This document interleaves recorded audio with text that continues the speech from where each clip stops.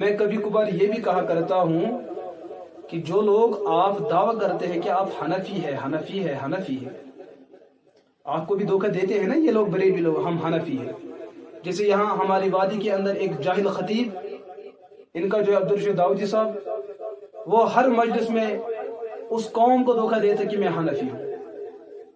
اور اب دیکھو جہاں وہ جمعہ پڑھاتے ہیں کعبہ مرگ میں یا ایسے مقامات پہ جہاں پر زیارتیں ہیں، جہاں پر آستان ہوتے ہیں یا بزرگوں کے مزارات ہوتے ہیں، تو وہاں پر نماز بھی پڑھائیں گے، وہاں عورتوں کا آنا جانا ہوتا ہے، عیدین کی نماز پڑھاتے ہیں، پیچھے عورتیں رہتی ہے۔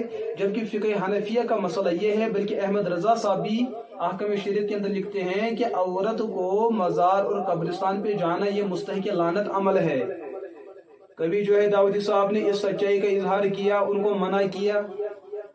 فقہ حنفیہ کا اصول یہ ہے کہ عورتوں پر نماز عیدین واجب نہیں ہے، جائز نہیں ہے ان کی نماز عیدین پڑھنا اس طریقے سے۔ اور آج کل کے دور میں جو بے حیا اور بے شرمی کا ماحول ہے، گھر سے اس طریقے سے نکلنا یہ بالکل ناجائز اور حرام ہے۔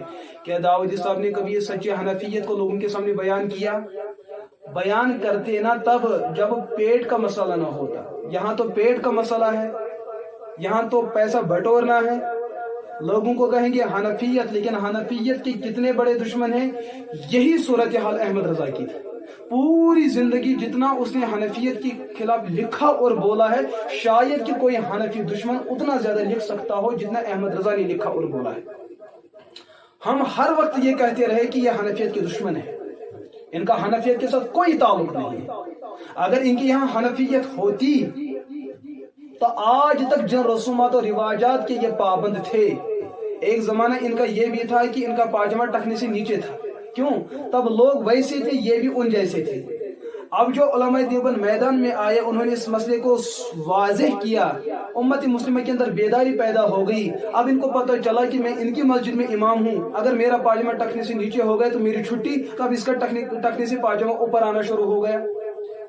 ان کی حنفیت یہ ہے، ان کی حنفیت یہ ہے، ان کا طریقہ عمل یہ ہے، ان کا دائرہ عمل یہ ہے۔ لیکن الحمدللہ علماء دیوبند امام ہے تو امام ہی رہے۔